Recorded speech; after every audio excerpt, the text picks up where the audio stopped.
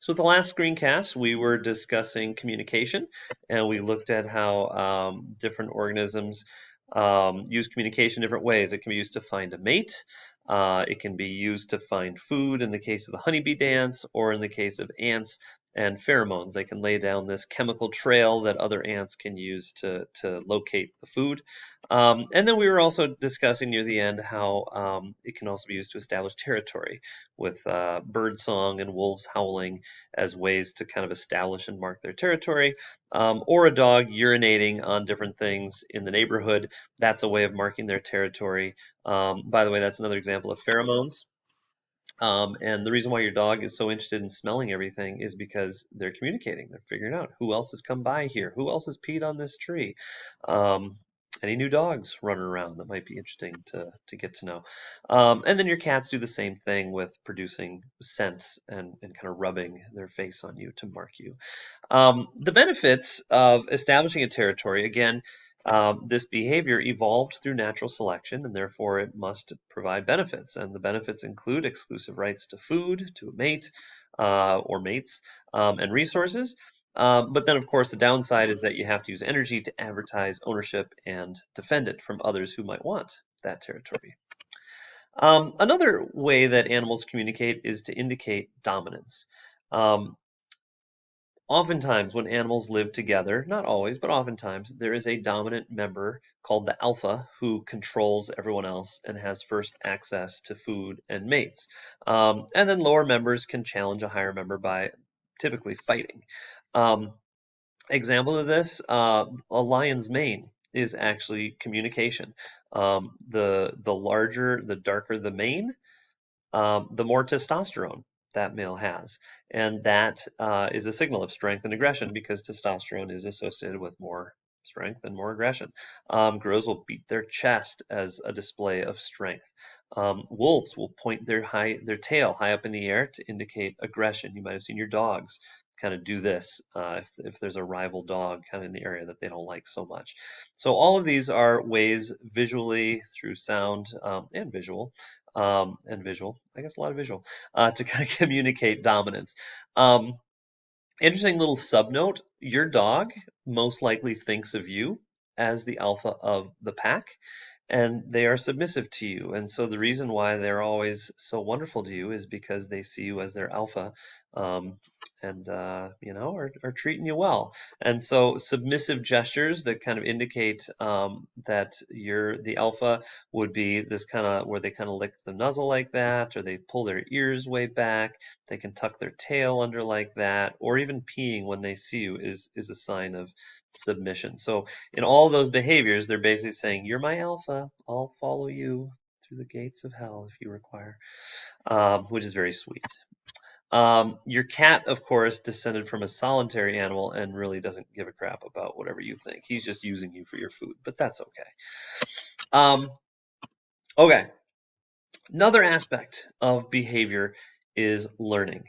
So at the start of this chapter, we looked at innate behaviors or behaviors that you're just genetically pre-programmed to participate in, like weaving a web in spiders. Learning is where you actually modify your behavior based on experience. So when I was in college, I lived in a house with some other people, and the basement had a very low overhang going down. And for the first couple weeks, I'd say every time I went down that stairwell, I would hit my head on that overhang. Well, eventually, not liking having my head whacked, I learned and I realized, perhaps if I duck, this will stop happening. And I ducked. So I modified my behavior based on experience, and life has gone well ever since. Examples of learning. So one example is what's called imprinting.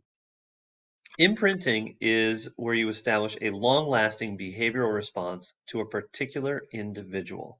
And this only happens during a limited window of time called the sensitive period.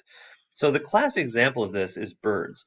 Many birds will identify the first living object they encounter as its, quote, mother, and will pretty much just follow it around. And we see this all the time in the spring with the baby geese and the baby ducks following mom around, which is very sweet.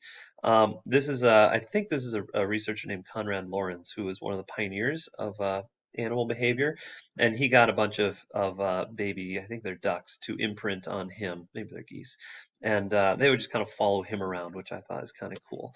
Um, an application of this, California condors were critically endangered, almost extinct. And so in 1991, humans tried to breed them in captivity and release them into the wild. Um, Unfortunately, the condors who were released into the wild were not very good parents. They didn't really know how to parent and produced just weird behaviors, and most of the young condors died. And so they realized we need to do something different to help these condors be self-sufficient. And so they literally raised condor chicks in a lab setting, and then they used a puppet to basically act as the mother. So they would just use this puppet and feed the baby and do all these little typical condor behaviors with the baby using this puppet. And it worked. When these little babies were released into the wild, they actually were more successful parents. Um, Another example is birdsong. So a lot of times birds learn birdsong by listening to other adults singing, and they kind of weave in parts of other adults into their own song. And again, this happens during a critical period.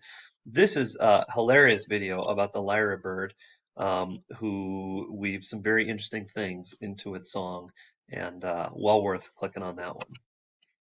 Oh, by the way, human acquisition of language works the same way.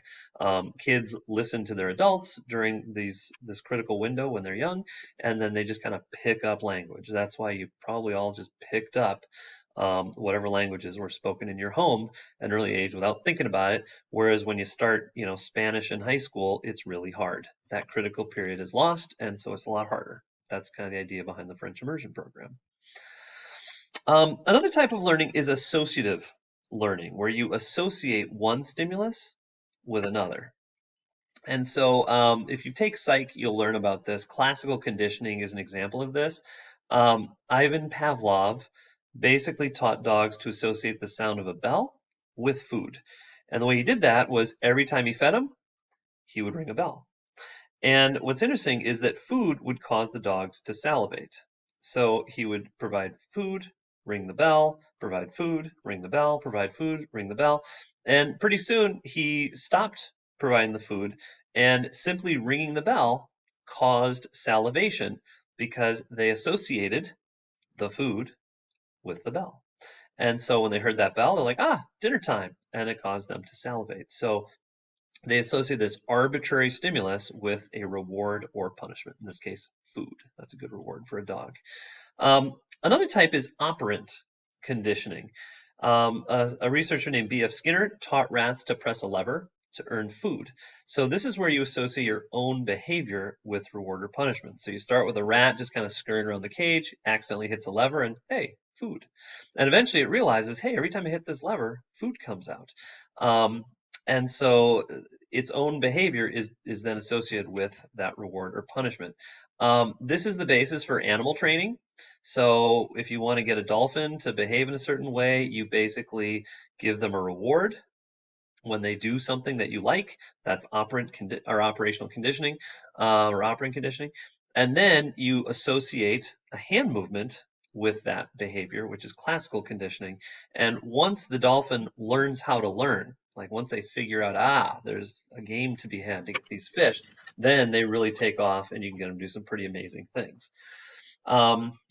Your pets probably have done some associative learning. I know when I was a kid, every time we pulled out the leash, the dogs would freak out because that meant, hey, we get to go for a walk. Or if they hear the rattle of the food, they'd run to the kitchen. Or if they hear the garage door opening, they would run to the door because they know someone's coming home. So in each case, they're associating some arbitrary signal with this reward of food or walk or company. Another interesting thing to know about this, a rat's response is most intense when the reward is inconsistent. So that little lever, if the lever always gives food, the rat isn't as intense as if the lever only sometimes gives food. This is why gambling is so addictive. Your response is more intense when the reward is inconsistent. So if you're pulling that little handle and trying to get money, you get nothing, but then all of a sudden, ooh, I won 50 cents. Well, that's going to say, hey, maybe next time we'll get another 50 cents. And that's how gambling kind of ropes people in. This is also important if you're going to be a future parent someday when you're at least 29 years of age in a committed relationship and financially secure, and have a child. Um, you can really turn a kid into a whiny brat by giving them inconsistent rewards. So if a kid becomes really whiny and obnoxious, and sometimes you say, no, you're not going to get that toy because you're being whiny and obnoxious, but other times you're like, okay, fine, here's the toy, just be quiet. Well, that reinforces that whiny, obnoxious behavior because they're thinking, hey, it's inconsistent. Sometimes this works, sometimes it doesn't. Let's give it a try. So the key to having a nice, wonderful child is to never give in when they're being whiny and obnoxious and only reward good behavior. Little parenting advice. Um, I think I'll pause there and we will do a final part 4, starting with this foraging behavior.